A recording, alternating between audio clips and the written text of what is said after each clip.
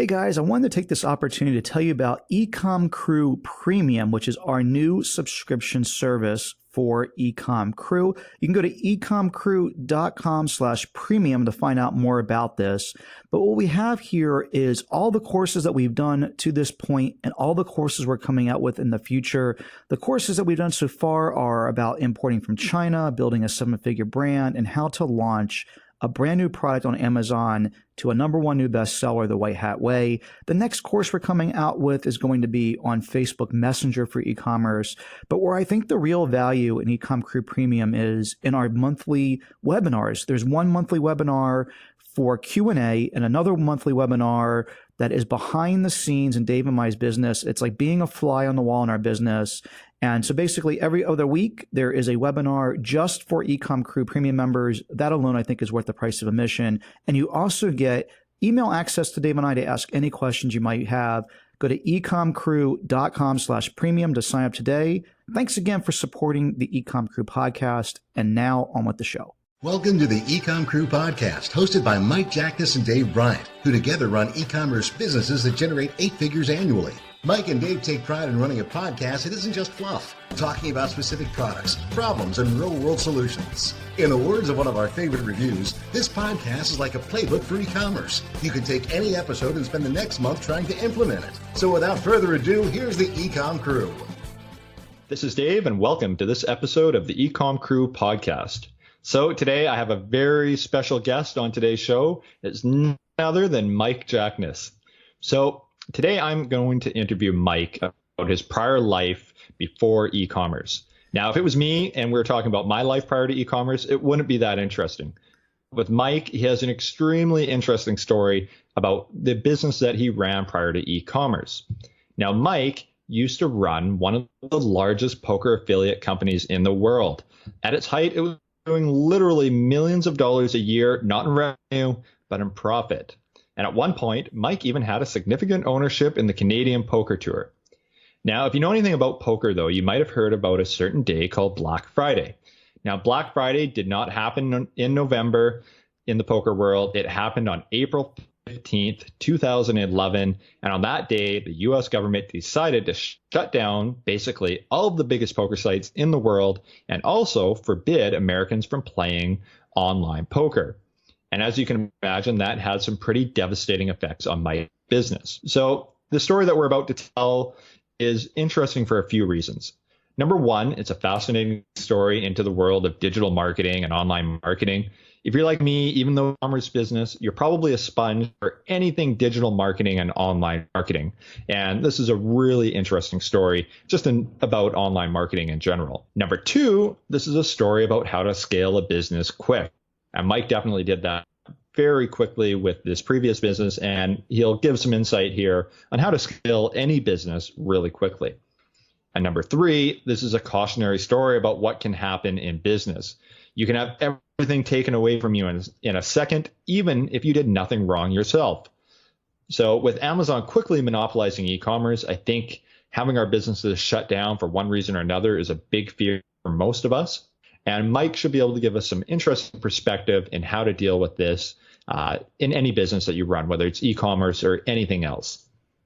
So without further ado, let's get on to the interview with Mike Jackness. How's it going, Dave? It's going well. That's like we talked about. now I feel like the pressure to perform here is pretty high because you made me sound interesting, a lot more interesting than I think that I am. I think it's a really interesting story. I know a lot of people, when they first meet you and they start to hear about the story about the poker affiliate business that you used to run, it's just an enormously captivating story. And it's one long overdue to tell an EcomCrew. I don't know why you've been so hesitant to actually talk about it. I think you're just eating a piece of humble pie and you don't really want to talk about this former glory that you used to have. But like I mentioned in the intro, it's really interesting, I think, for anybody in the online business space. Yeah, I mean, it was definitely a neat marketing story, neat business story. And some things I miss from those days, some things I don't miss at all. But it definitely was a fun time in my life, and I guess the rest is kind of history. So I think the best way to start things off is, why don't you start at the beginning and how you actually got into the world of poker? So in the poker in general, I just had a personal interest in it. I have a family that kind of likes gambling. I think in general, it kind of runs through, not my parents, ironically, but like my grandfather, my uncle, my cousins, they were, my second uncle, all like really into gambling. So I was just around that type of thing a lot growing up. But poker in general, like I found a lot more interesting because of the skill aspect and the mental aspect. And it felt like a lot less like gambling, although having that gambling streak in you, like definitely, I think can help your game if you do it correctly. It can be bad if you're constantly just gambling and making bad decisions. But if you have the ability to take chances and not freak out about that, it can definitely make you a better player. And so it stemmed from a personal interest, which I think is one of the best reasons to start a business. I wish that I had that same personal interest in some of the e-commerce stuff that we're doing, although I do indirectly. We've talked about some of that before, but yeah, I mean, I was personally like going up to Atlantic City at least once a month. My grandma lived up there, so it was easy for me to go up there and visit her and go play poker. I was having a poker tournament at my house once a month that was starting to get like completely out of control because there was no parking left in the neighborhood. I was worried about having the police come. I was playing online poker, multiple nights a week, and I was just really into playing. Yeah, well, it's interesting. We've talked to so many different people in e-commerce, and I think that's like the one fabric that holds a lot of us together is an interest in poker, especially during its high, I guess, in the early 2000s. I know I used to be, I wouldn't say like a compulsive poker player, but definitely during university, before I started my e-commerce company, it was basically what paid for my beer growing up through university. And I've talked to a lot of other people in e-commerce, and for whatever reason, I think poker is kind of that one common interest that a lot of us have. Yeah, it definitely is really interesting. I mean, I come across a lot of people that not only were into playing poker on a personal level, but a lot of other people who did exactly what I did. I mean, I eventually became a poker affiliate and got really deep into the poker industry.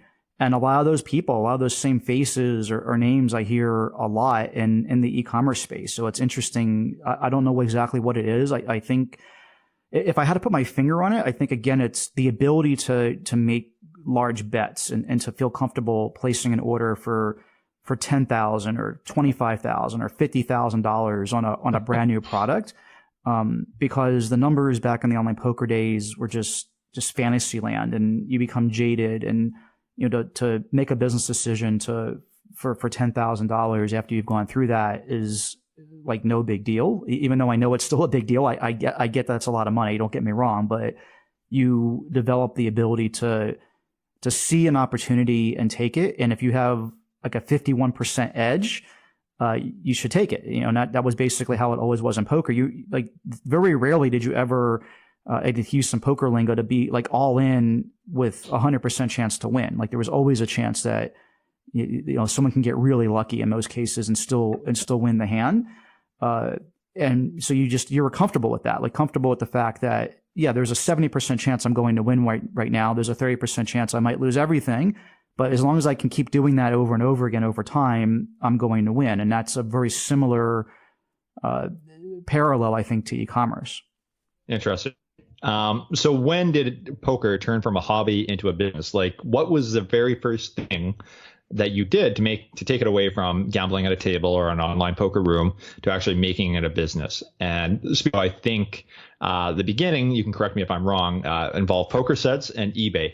Yeah. So let me tell you exactly how that came to be. And it's weird how, sometimes I can't remember like literally what the hell I talked to you about yesterday. It's most of the time, that's how it is. I just, I don't know, like so many things have happened. It's hard to keep everything straight, but there's some things you remember like crystal clear, even though they were 15 years ago. And I can literally remember sitting at my computer one night.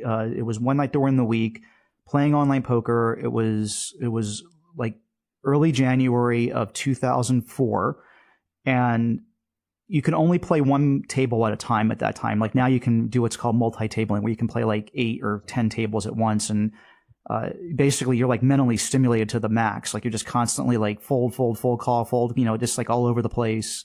But at this time, you can only be on one table at a time. And poker in general is a pretty boring sport, if you want to call it a sport. You're folding most of the time and waiting most of the time. So while I was in that like kind of just folding and waiting method or mode while I was playing this tournament one night. I was literally just clicking on every single link on Party Poker's website. It was like looking at all their different tournaments and looking at like their terms and conditions and their rules. And like, I mean, it was, like reading the back of the napkin holder or something, like really ridiculous, like how boring, it could be like playing poker. And one of the things in their footer was the word affiliates. And I had never heard that word before, like at least used in the capacity that they were talking about it, like affiliate marketing. And I clicked on that page. It was a very basic page that said, if you send us 1 to 9 players in a month, we'll pay you $65 for those players that you send us. And if you send us 10 or more, we'll pay you $75 a player. And that exact moment was like how the business got started. There's some more things that kind of happened after that when I sat there like while I was playing the tournament, and by the time I went to bed that night, I had come up with the business model that would become what was called Poker Source Online, was the name of our company, our website. It still actually exists today.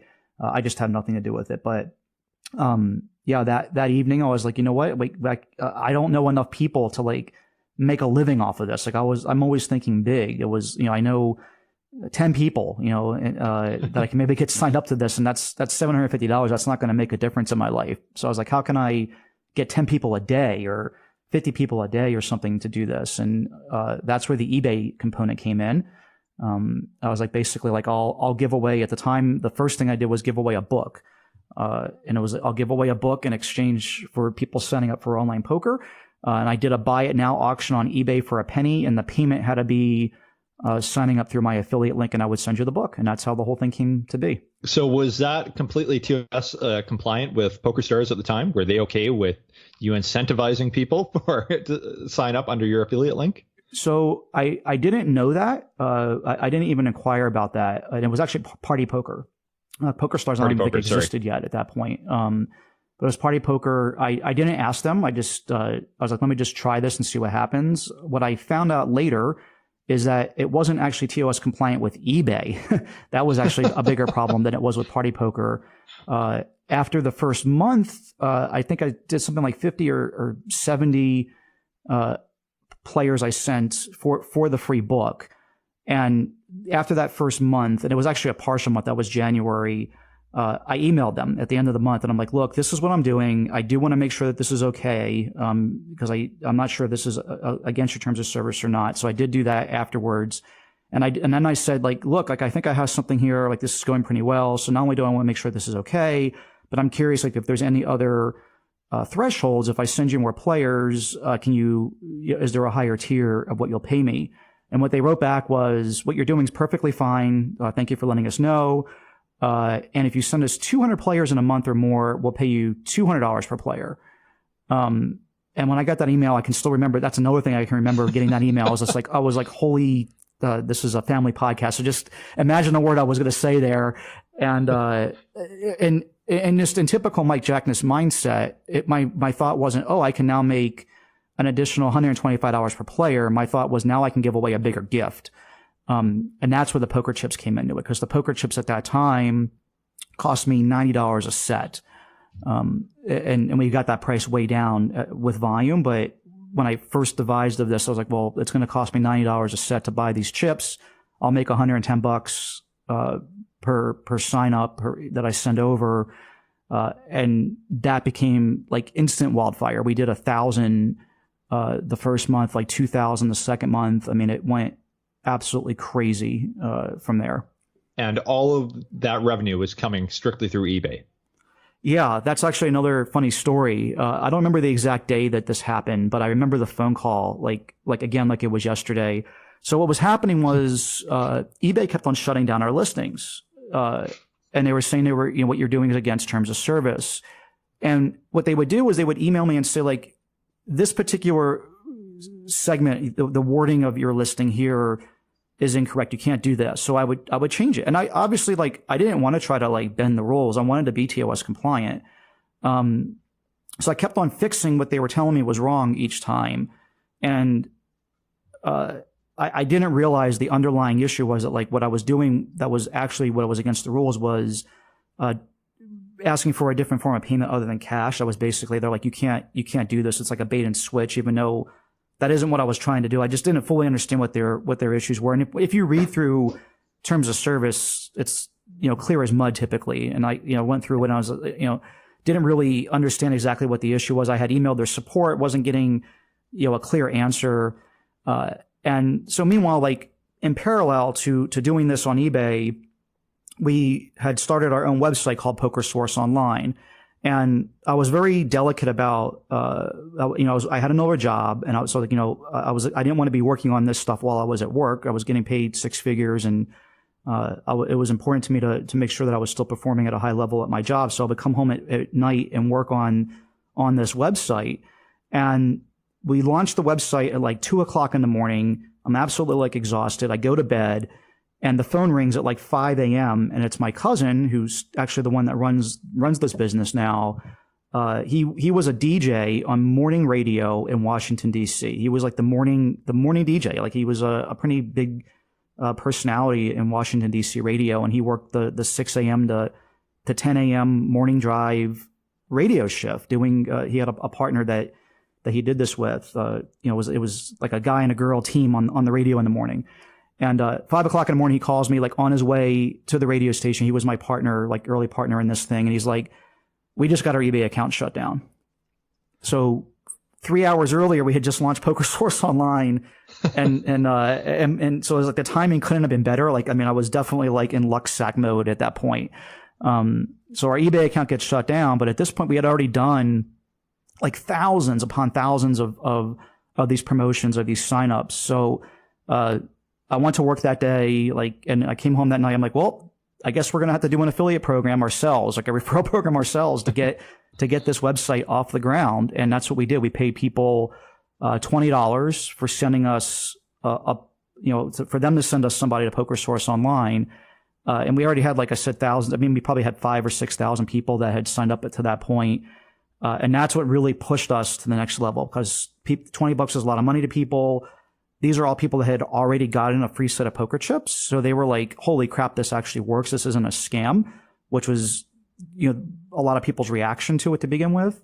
And to this day, I mean, like we've lived off of that trickle of people sending us players, the affiliate revenue ourselves, because it's a pretty unique opportunity. It's hard to be a poker affiliate yourself and get people to go sign up, but it's easy to get people to go sign up if they're going to get a free set of poker chips when, again, in luck sack mode, it happened to be that poker chips were like the number one gift in Christmas that coming year. I mean, you got to put yourself back in 2004.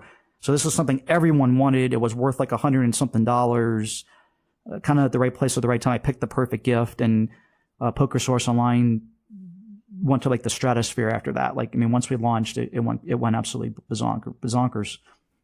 Interesting. So people were coming to Poker Source Online through the affiliate program, which you were giving, I guess, affiliates who send every customer that would send you would give them $20, and then the customer that would come to Poker Source Online would get the free poker chips for signing up. Right, and I would get $200. So like, my net still was like $90, and we actually got that way up by. Eventually, we ended up buying a container full of poker chips, which is something we'll talk about probably here in a little bit. But we definitely got our costs way down. And we also, over time, got our payments from the poker rooms way up, because eventually competition kicked in. So they were throwing money at us left and right. It was kind of a crazy time.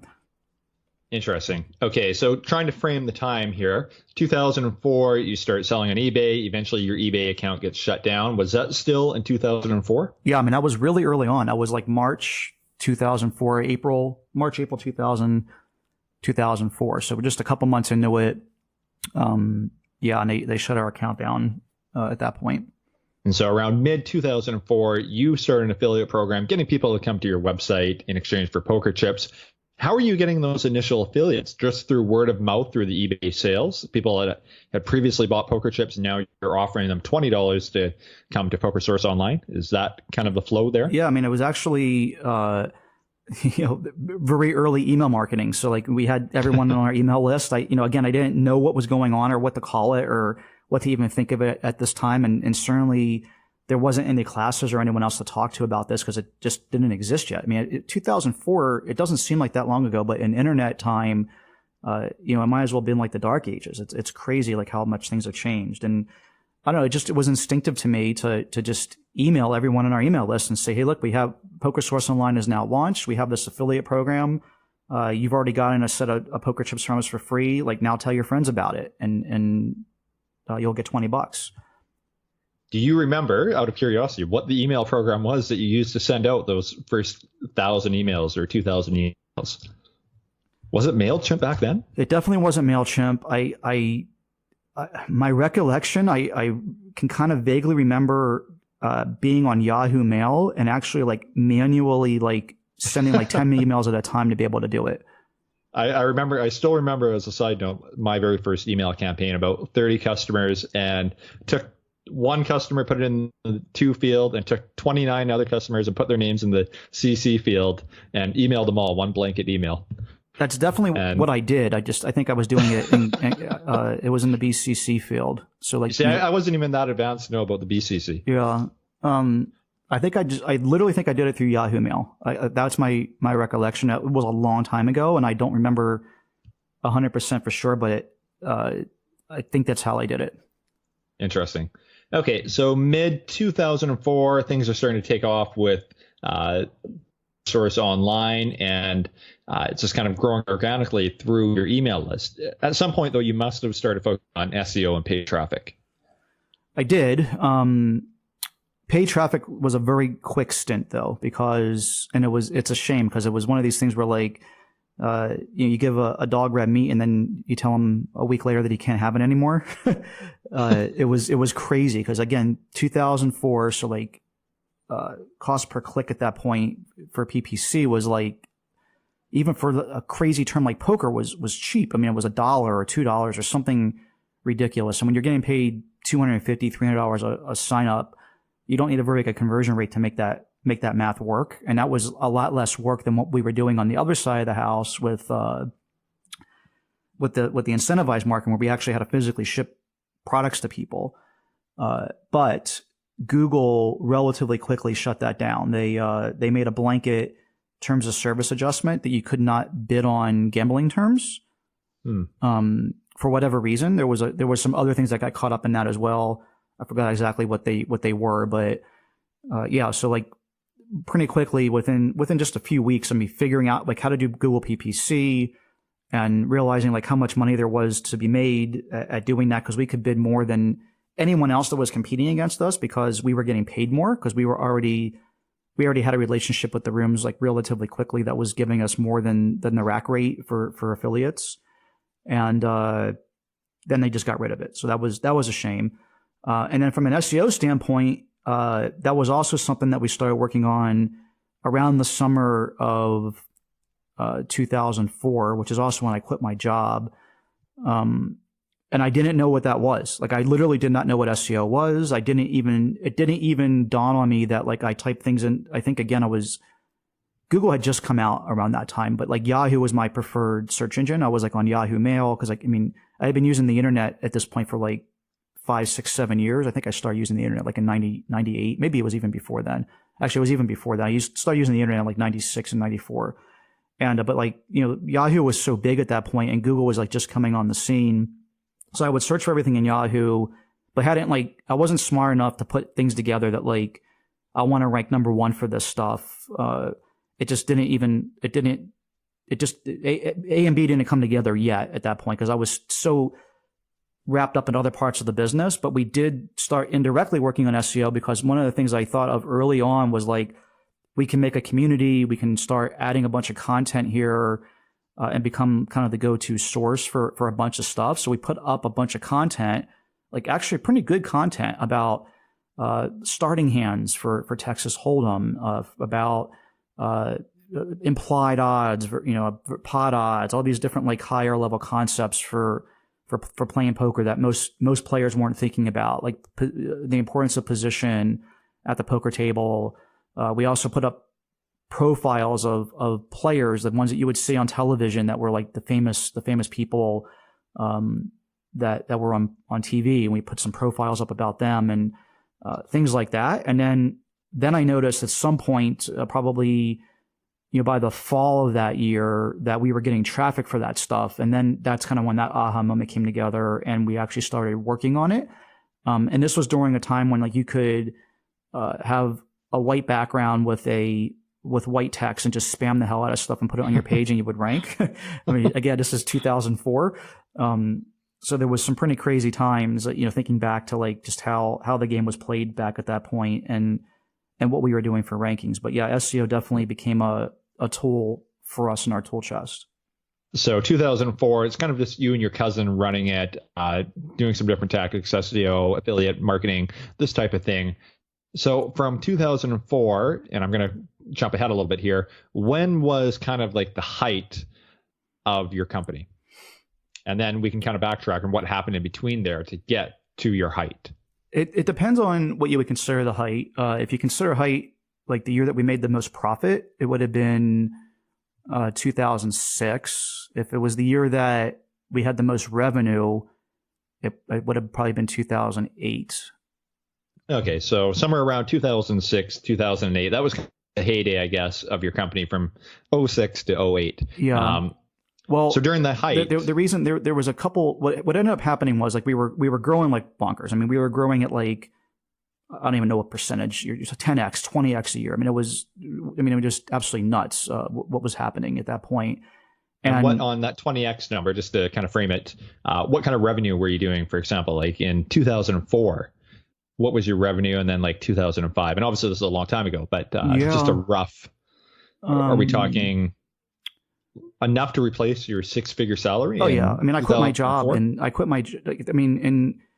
was making like $120,000 a year in 2004. I mean, I had a good salary, I had a good job, and in July of 2004, so this is like 5 months after I quit my job, I was writing myself a check each month that was almost as much as I was making in a year at my job. I mean, it was. Oh. Gosh. It was bonkers, and I think by July it was more like $50,000 or something. It was obviously still like a sick amount of money, and so I put my notice in on July 1st of 2004, and it was like just this really awkward timing thing because I had been in this job for 7 years. I was employee of the year before, like in 2003, and I really liked my job and really, unlike a lot of employees, I mean, like I really appreciated the company for giving me the opportunity for like to be able to be there, for the money they were paying me, for taking a chance on a younger kid, because I was young when I took the job. I mean, I started the job in '98. I was 22 years old, and was by far the youngest executive at the company. I was just very appreciative of the opportunity, and felt like, because I had run other businesses in my life and grown up as an entrepreneur, that if I was going to be an employee somewhere, that I wanted to treat others like I wanted to be treated, and to do a really good job, and not be that in that other group of employee. So when I knew that I was going to quit, it was actually pretty tough for me. But I went in on July 1st, gave my notice. I was like, look, there's never going to be a good time for me to leave. Like, I know it's going to put you guys in a bad spot, but like, this is what's going on in my life. Like, I gotta take this opportunity. Like, I'm making almost as much in a month as I'm making in a year here, and it's fun, right? Yeah. So I gave him a month's notice, and I was like, look, I'm going to give you guys a month's notice. But like, the thing that was like really awkward about it was like, I was leaving for vacation like the next day, for a 2-week vacation. And I was like, look, like, again, like leaving and telling you the day before I go on vacation, or tell you the day I get back from vacation, like either one is not appropriate, but I've been planning this trip for 6 months. I'm going to go on vacation, and the month notice starts when I get back from vacation. So you really got 6 weeks here to go find somebody to replace me. I think that's pretty fair. And it was funny. I came back from vacation, and my boss was like, when I talked to you about, what we talked about before you left, did you change your mind? Because I think he thought that I was going to change my mind when I was crazy or something. I was like, no, like, I can't believe you guys haven't found someone yet. And I don't want to take up too much of this interview from this particular part, but I ended up not leaving until the end of September, because like, they didn't want to let me go. They begged with you to stay. The last month I was there, like, I got paid more. Like I think they paid me double what I was making normally, and I worked on my own stuff the entire time. And that was actually the stipulation. I was like, you come into the office, you can work on your own thing. And if there's a problem, you stop what you're doing and fix it. Or if we find somebody, like, you can train them. And I was like, yeah, that's definitely fun. Like, I want to leave you guys but like at the end of September, I was like, this has to be it. And yeah, I mean, it was absolutely ridiculous at that point. I think by that point I was making more, by September. So yeah, I mean, the revenue in like 2004 would have been over $1 million, because I mean, there was. And that's nearly pure. Well, I guess not pure profit, but probably roughly 30-40% in profit. 50%, yeah, something like in the 50% range. We definitely hit 7 figures. I don't know the exact number. That was a long time ago. Yeah. And then the following year it got even bigger. Again, it's hard to remember the exact revenue numbers, but definitely, mid 7 figures. And then what happened was, like, what I was saying was, like, there was a big difference between profit and our revenue curve, because what happened was there was actually like a couple of really big dates in online poker. One of them you mentioned was Black Friday, April 15th, 2011. The other major thing, the first major thing that happened was in, it would have been September or October of 2006. So what happened was in the summer of 2006, we decided that we wanted to move to Costa Rica, and we went down there, and we had friends and people that we knew that lived there that were in the online poker community. We flew down there, took a trip, and the three of us, it was my cousin Peter, our other partner Peter, or I'm sorry, my cousin Jay, my other partner Peter, and myself, and we went down there and just kind of took a tour, decided if we wanted to do this or not. Our thought was basically we're going to move down there in this like lower tax setup. It's not a zero tax setup because you still have to pay taxes on your worldwide income as a U.S. citizen, but we can use that as a home base and kind of like live the fat, happy life. And it was summer 2006. We decided to buy this like what we call the compound. It was four homes for all of us to live in, and one of them was going to become our office. And we decided we're going to move down there in September. Basically, I got married in August, came back from our honeymoon. We went to this affiliate marketing show that was in Vegas, because we were living in Vegas at the time. And the day after the affiliate thing was over, we flew down to Costa Rica. I was down there for 2 days, and this thing called the Unlawful Gaming Enforcement Act, the UIGA, passed. We had been down there all of 2 days. We still didn't even have internet in our house yet. I was sitting out on the patio, stealing internet from a neighbor, because we're just moving down there. And I find out about the UIGA, and that was the first like big blow to our company. And to put it in perspective, the UIGA, what exactly happened with that? At the time when it passed, like, no one really knew. It's a typical U.S. government like poop show. So they passed this law. Like a couple senators had a bug up their rear end about online poker. They attached it to a port security bill and snuck it through like in the middle of the night, and no one really knew what the outcome was going to be. Like, there was mass hysteria of like, is it going to be completely illegal to play poker in the United States at this point? Is it going to be illegal to be a poker affiliate, to have anything to do with poker? Like, no one knew, because the law like literally had not been written. But what ended up being written, and it took a couple of years, was to make it illegal, because they knew that if they went a certain angle with it, it wasn't going to pass like a test through court. So they made it illegal for financial institutions to process transactions for online poker. That was what the law eventually became. So yeah, and if I remember correctly, basically what happened was that players had to route their money through an intermediary source rather than deposit directly into the poker sites themselves. Yeah, so this is actually where people that ultimately end up going to jail got themselves in trouble, because the way that they did the intermediate source was to make fake companies. So they basically would set up like a fake flower shop or a fake dog treat store, and code their credit card and checking processing differently to allow it to go through. So it was fraudulent. And that's what they ultimately got in trouble for. The few people that went to jail related to online poker, it was that really got them in trouble, and not the rest of it, because again, the law said you can't process the financial transactions, and you can't get around that by defrauding the government or the financial institution. So yeah, a player like me would take $100 and through deposit it to another company and they would say I bought $100 worth of flowers when really that $100 was ultimately going to one of the poker sites. Exactly right. Yeah, it was definitely pretty convoluted. And yeah.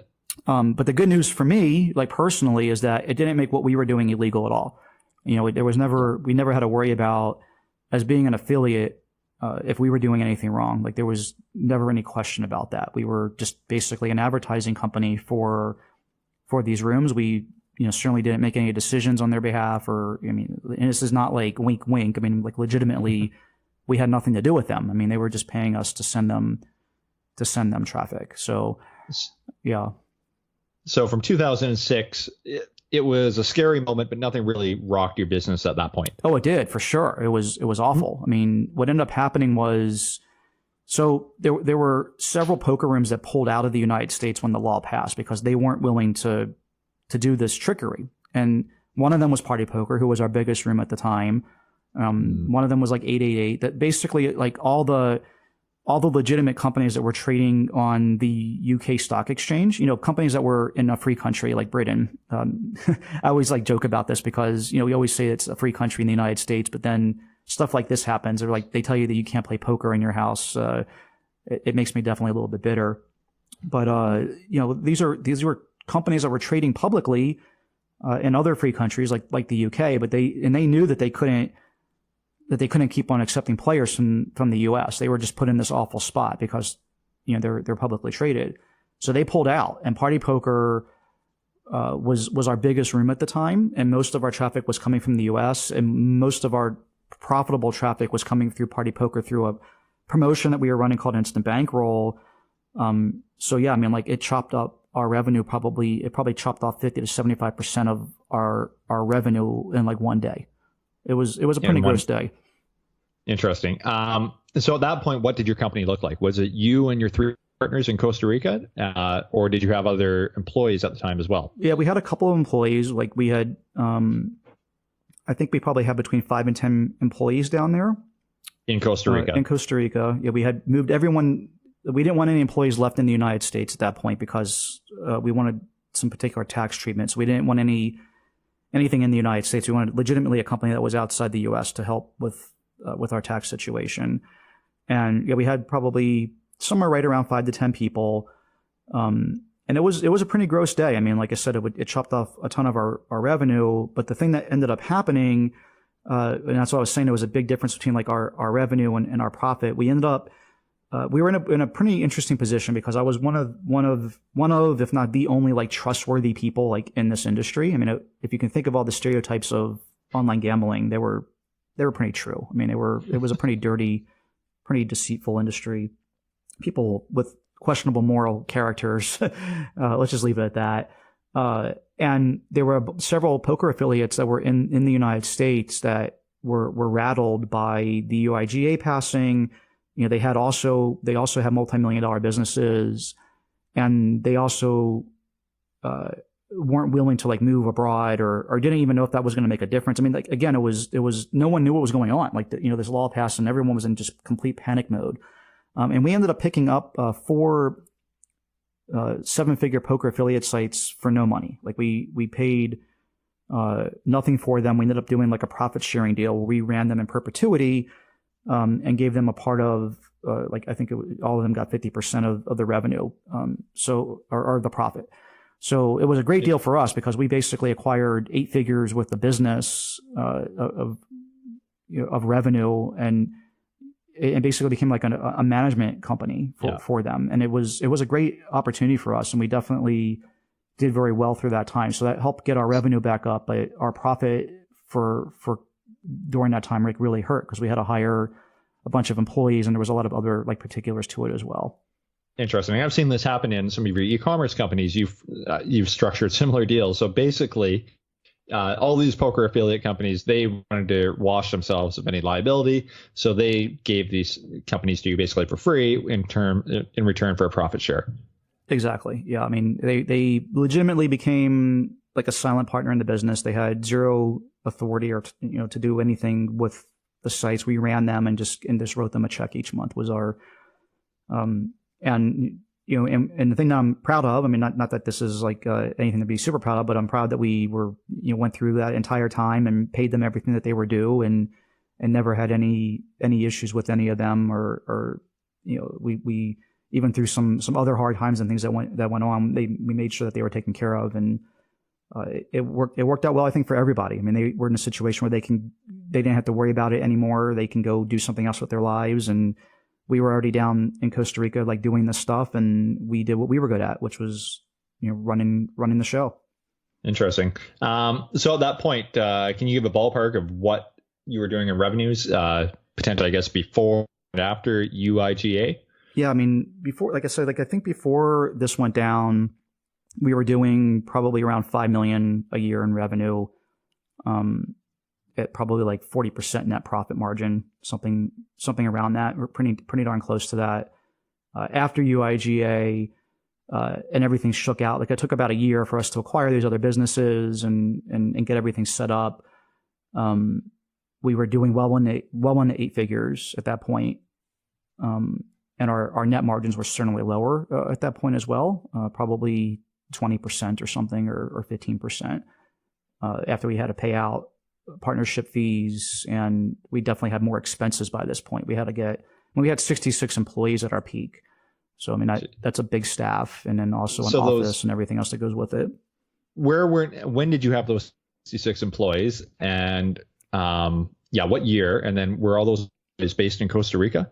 Yeah, I mean, I'd say 60 of them were. The vast majority of them definitely were. There was a couple people in other parts of the world. That would have been like 2009, I think, was the time that we probably hit the peak number of employees. But the poker industry kept on going. Like, it was one of these things where, like, we were now basically had a business that was built on quicksand at that point. Like, after the UIGA passed, it was just like you build your business back up and correct for that, and then some other awful thing happened, and then you build back up again, and like another awful thing happened. So it was like basically like we kept on hitting lower highs and lower lows, like every year, like as the kind of graphs like going up and down throughout the year, was just like this slow downtrend, because the next thing that happened was NetTeller, which was like the big payment processor.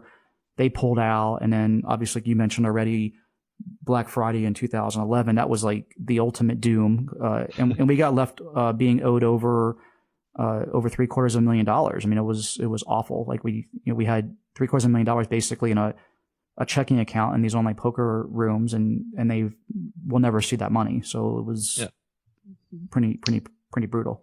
So from 2009, again, you have another really good year in terms of, I guess, revenue, maybe not profitability, 60 employees, and then 2011 Black Friday happens. Mm-hmm. Is that a fair assessment of kind of the timeline in between? Yeah. And then when Black Friday happened, that was like when we were already kind of were downsizing at that point anyway, because it was a shrinking industry. But did you know why was it shrinking? Because just the poker was not as popular anymore, or because things were tightening down on Americans gambling? Yeah. So, I mean, the problem was the reason that online poker was so successful, like at its peak, was because of the U.S. market. I mean, the U.S. market, like it or not, the United States is the biggest, richest country in the world. I mean, biggest not obviously in terms of population, but in terms of wealth.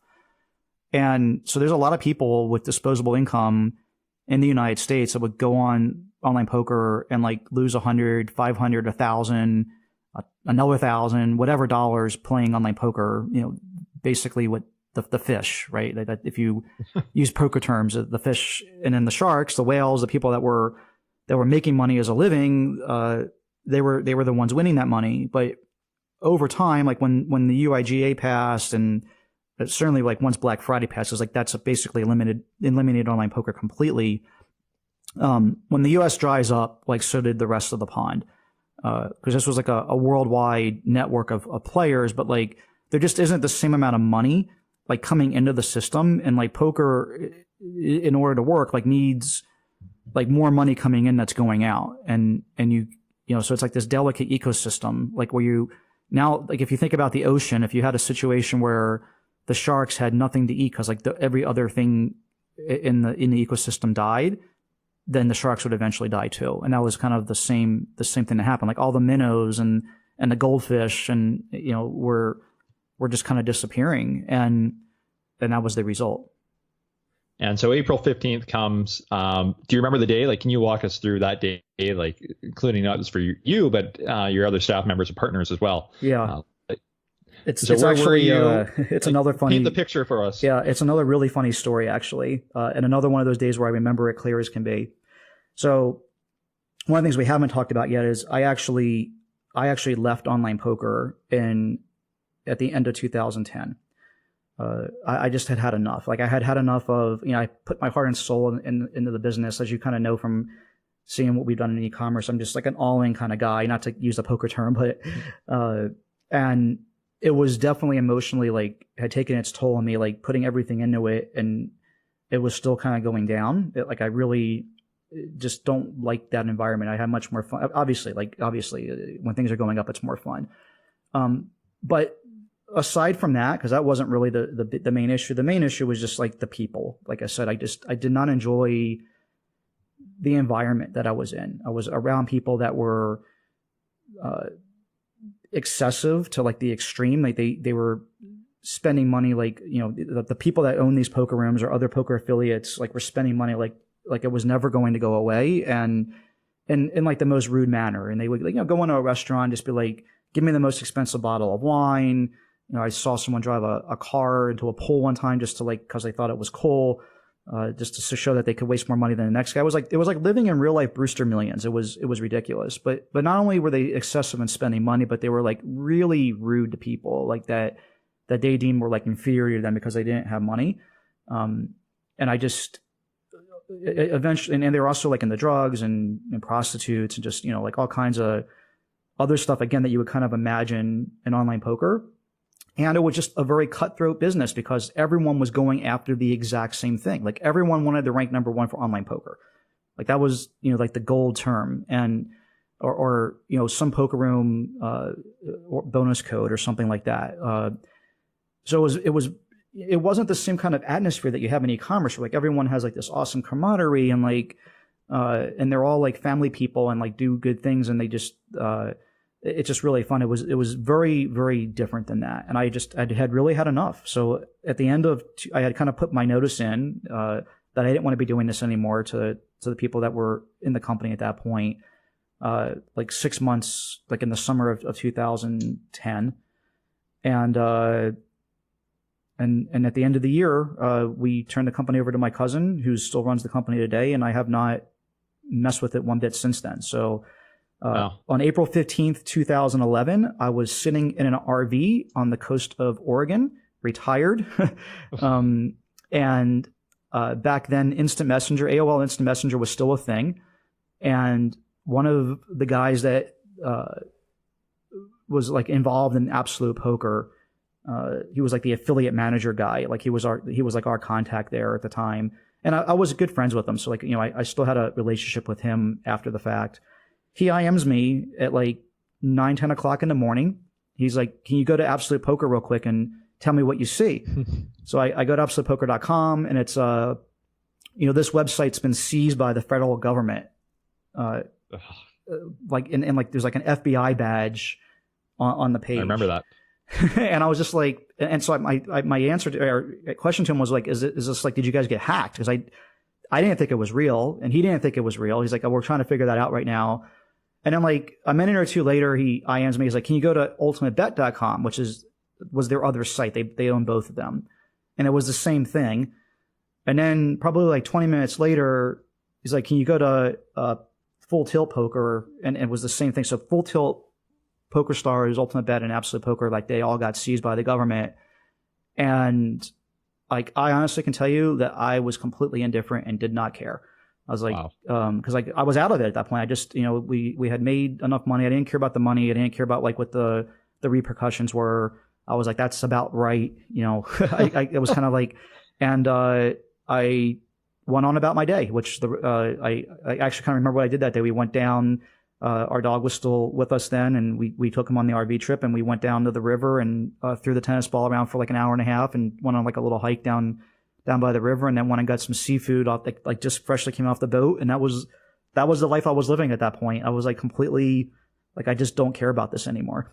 Wow, that has to be one of the most incredible psychological market timings ever, to remove yourself from that 3-4 months before that happened. Was it pure fluke, or did you kind of see the writing on the wall? Like, I'm sure you've seen it on the wall, but maybe the wall was further out than it might have actually been. But did you sense that this was something coming in the imminent future, like in terms of months? Yeah, rather than all. Like, it was a complete fluke. I had no idea that the government was, plotting to do this, or I had, there was definitely, they're really good about, you think about something like, not to get into politics right now, but you think of something like the Mueller investigation right now, like they don't talk about this stuff. Like, they're tight-lipped, they don't, when they come down with something, whatever it is, it's like a hammer and a vice and everything all at once. And, you're not getting out of it. And that was basically how it was with these sites. I mean, they had so much evidence that, you weren't going anywhere at this point. And what also happened that I didn't know was going on, well, not all those rooms, all the poker stars were running a Ponzi scheme behind the scenes, which is also just kind of par for the course of this industry. Like Ultimate Bet, Absolute Poker, and Full Tilt Poker were the owners of the company were paying themselves with player deposits because they weren't able to support their lavish lifestyle without stealing money from players. And these are people, the people at Absolute Poker, they were paying themselves $1 million a month. That was like their salary.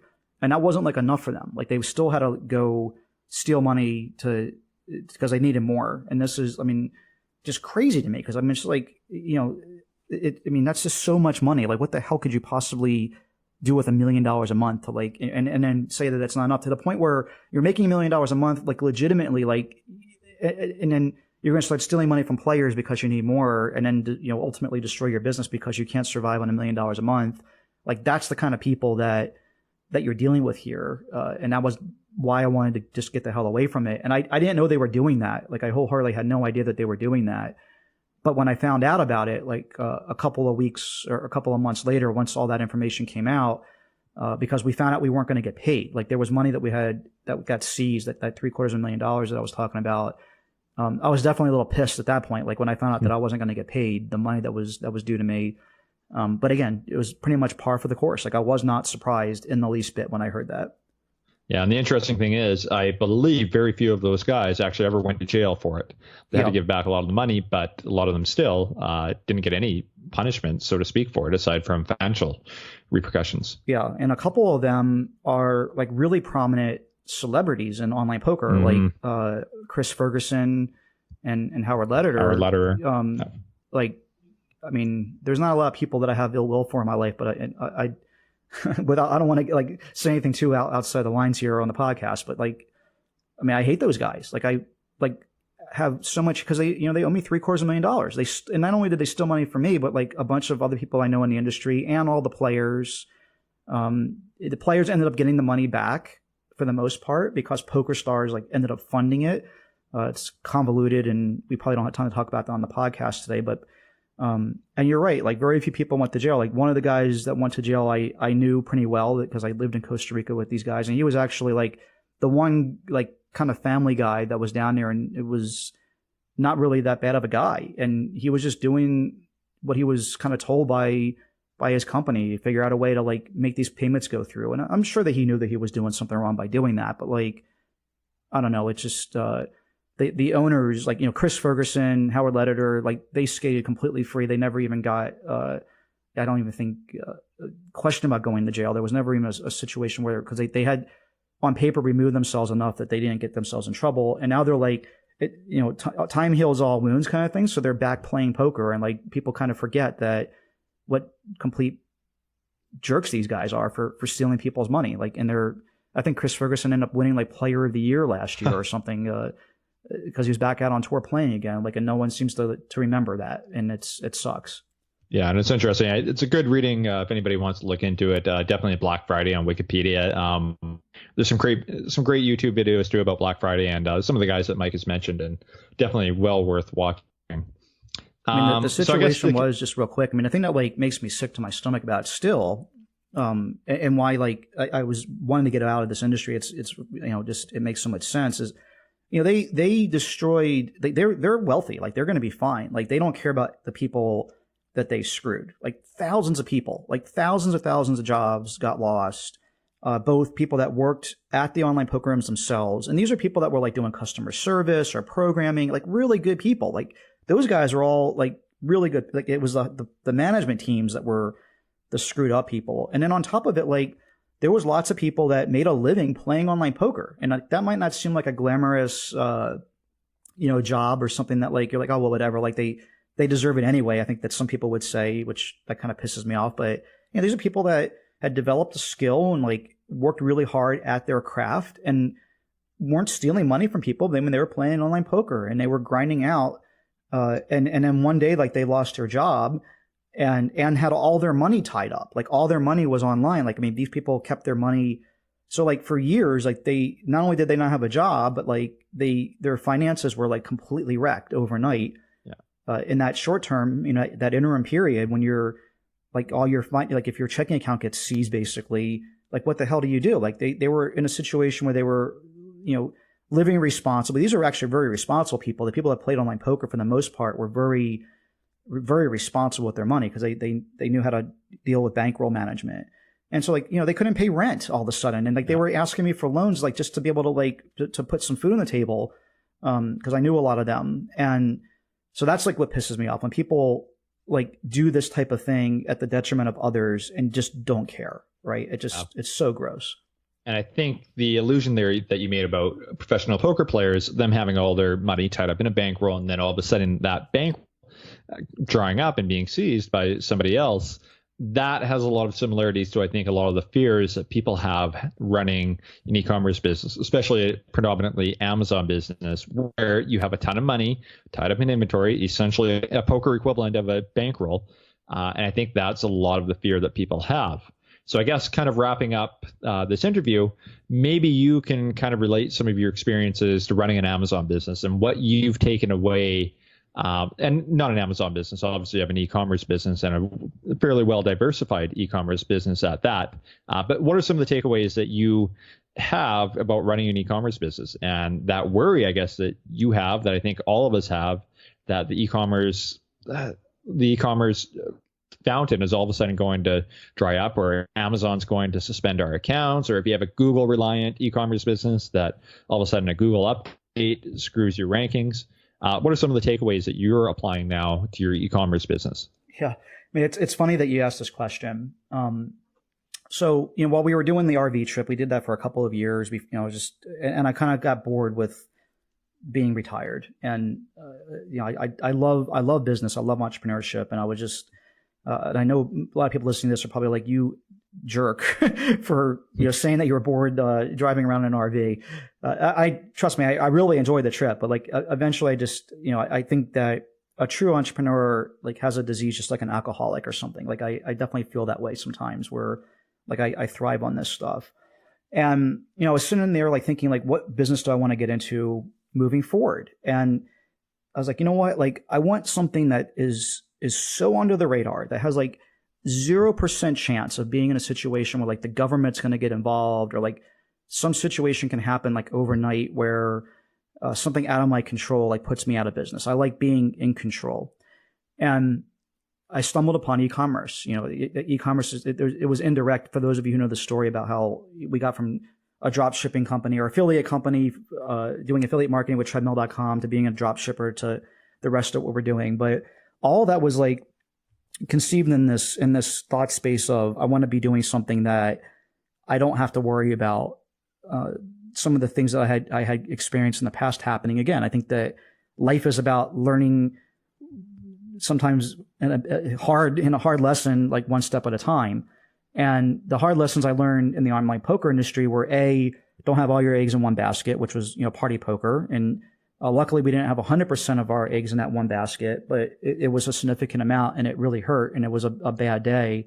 And B, don't be in things that the government like could have a bug up their rear end about. Like whether you agree with it or not, there's a certain percentage of the population that doesn't like gambling or doesn't like weed or doesn't like horse racing or whatever it might be, like drinking, whatever it is. Like, again, whether you agree with the politics or the underlying theory of it or not, like staying away from things that could get caught up in that mix was something that I didn't want to do. So like, I mean, when I was looking at e-commerce businesses, I was like, I'm going to stay away from things that are, even though like weed's becoming legal, like, and it seems very alluring, I don't want to be mixed up in something where like one day that gets shut down. Another thing I looked at, I was actually really serious looking at one point, was like e-cigarettes, which are still legal, but like can get like a regulation put in really quickly. So we landed up in this. And the thing that's interesting is that we're back in a couple ways, like back to where I didn't want to be. And it's really frustrating and scary. I mean, number one, I feel like we have a lot of our eggs in the Amazon basket. Amazon continues to grow quicker than the rest of our business and the rest of the industry. So naturally, like, you end up with more business there than anywhere else. And it happens slowly enough that like you're not consciously making a decision to like, I'm going to go do that. But one day you wake up and that's where you're at. That's kind of like what happened to our business, because we started as a purely non-Amazon business. I mean, most people might not even realize that. I mean, we got our start in e-commerce for the first couple of years, built 7 figures of revenue off Amazon.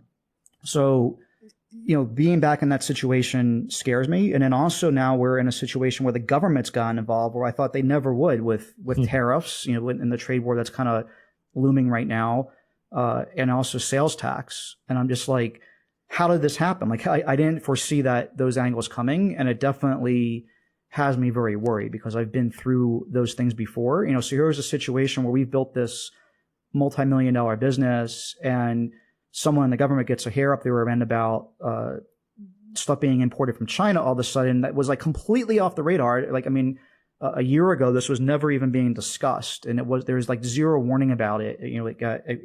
And there isn't any guarantee that what's being proposed right now is even where it's going to finish, because it's like, oh, we're going to do a 10% tariff, and it's like, no, we might do 25%, and who knows where it's going to go. And it's really hard to have a business with that looming over your head. It really is. So I am very frustrated that I feel like a fool in some ways, because I feel like we've gotten ourselves back in a similar situation. And I don't know how it's going to play out yet. I know how it played out in online poker, but I'd rather be in a position where I feel like more outcomes are favorable to me than they are right now. Like, because there's definitely outcomes that could happen right now that could put us in a really bad spot. Yeah, and I do wonder if part of it is just when you're in a lucrative business, if you're always going to have those couple of critical failure points that can sink or swim your business. That's something I pondered with even after I sold my previous business. Again, a lot of it for the fear of having Amazon flip the switch or some other catastrophic event happen.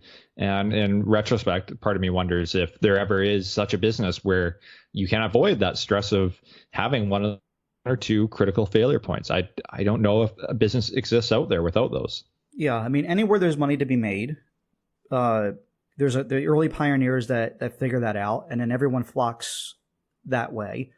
And at some point, that reaches a critical mass to where it's no longer profitable. Like, all these types of things have cyclical phenomena that happen, whatever it is. And Amazon's definitely, I think, not going to be immune to that. And I think that we're still, if you were to look, back 20 years from now, I think we're still probably on the earlier end of that curve. But, I think the reality is that people that are selling just on Amazon and don't have any off Amazon presence are going to continue to be at more and more risk because of exactly what we're kind of talking about here. And Amazon controls it, on top of all this, you got people that are flocking from one angle of it that are profiteering, trying, to make money on Amazon. Amazon themselves is just like, well, now we're in a situation where we don't need you as much as you need us. Where in the early days of Amazon, that was the opposite case, right? I mean, like, Amazon built their business on the backs of third-party sellers like us to fill their warehouse and to get economies of scale and to build their business. And now that the situation's reversed, I can see some really bad things coming down the pike. And it was very similar to online poker. And there was a time in online poker when there was this huge land grab. Everyone was trying to race to be at the top, and they were paying poker affiliates like us stupid amounts of money, making horrible financial decisions to be able to get to the top of the mountain and be the one that won the race, because they knew that long term there was all this money to be made. And once they kind of got there, they flipped the switch on us and said, well, we don't need you anymore. And I think Amazon could, in a very scary way, be getting close to that point as well. I mean, that could be, and that could manifest itself to us in the terms of maybe they go from 15% referral fees to 20%. And they know that people will stick around because there's still so many sales being made on a daily basis on Amazon. Or maybe it's storage fees go up, or they start competing more against us with Amazon basic products, which are all these different other outcomes that are like out there, because it's a situation where they've really reached their critical mass and don't need us as much as we need them. Well, on that uplifting note, anything else you'd like to add before we wrap this up? I feel like I should come up with something that is an uplifting note to at least end it, right? Because that is like a doom and gloom scenario there. I mean, and first of all, I think that it's important for people to be thinking about those things in the back of your head. Maybe you haven't thought about those things, so I think it is important. But I also do think like the reality is that, actually, I know this. I mean, this is just like I read too much, and I'm a numbers guy to ignore the facts of e-commerce is continuing to grow. So, year over year, more and more stuff is being purchased online. I don't see any situation like where that's going to slow down. It isn't really possible. Like how, and it's hard to predict and really foresee the future more than like 2 or 3 years out, like where technology is going to go in a relative short term. But like it's not going to go back to brick and mortar. Like more and more sales are going to continue to happen online through your mobile device. You're going to end up with like drone delivery or co-share delivery, like basically Uber drivers delivering Amazon goods or goods from other e-commerce stores. More and more purchases are going to continue to happen online is really the bottom line. And we're really at the infancy. We're still only at like 10 or 11%, 12%. I forgot the exact number now, what the new statistic is of purchases happen online. So most of it's still happening offline. So, I think that e-commerce is going to continue to grow. Amazon's going to continue to grow. Off Amazon business is going to continue to grow. I think there's still a tremendous opportunity in e-commerce. I still think it's a fun, exciting space to be in. And I also think that just like everything else, I think that Amazon could easily get themselves in a position where they're no longer the 800-pound gorilla. It doesn't seem even possible or feasible at this point. But if you look back at how quickly the court of popular opinion can change, Amazon built themselves with a reputation of we care about the customer, number one. We're the cheapest place to buy stuff, things of this nature. But, they've had some issues lately with like fake reviews, which is also now hurting like the buying experience. And there's a lot of fake goods that show up on Amazon for people that do what we do, but do it in a mischievous, bad way. And Amazon could find themselves really quickly with like some other marketplace pops up that starts to get traction for whatever reason, because they fix some of the other problems that Amazon might be having at that time. And all of a sudden, like Amazon's no longer number one, right? So I think everything, again, is cyclical. And I can see that, if they get too greedy or don't fix some of the issues, that things could change quickly. And all of us e-commerce sellers that are out there doing the right things, the things that we talk about, building, good quality products, working on good customer service and packaging, and not just trying to be a bottom feeder selling the same garlic press that everyone's selling from AliExpress. I think that's going to continue to grow, and it's exciting industry moving forward. So I like to end at least on that higher note, because I do think the reality is that that's probably the way things are going.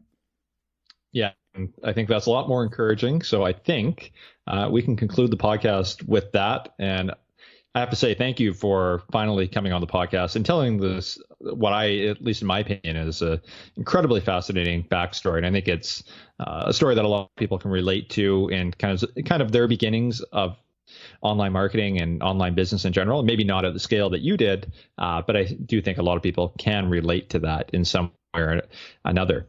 So if you guys enjoyed that podcast, if you have any other questions for Mike, feel free to head to ecomcrew.com/175 and comment on the blog post there, and Mike will be sure to get back to you guys there. And until next time, happy selling. Thanks for listening to the EcomCrew podcast. Follow us on Facebook at facebook.com/EcomCrew for weekly live recordings of the EcomCrew podcast every Monday. And please do us a favor and leave an honest review on iTunes. It would really help us out. Again, thanks for listening. And until next week, happy selling.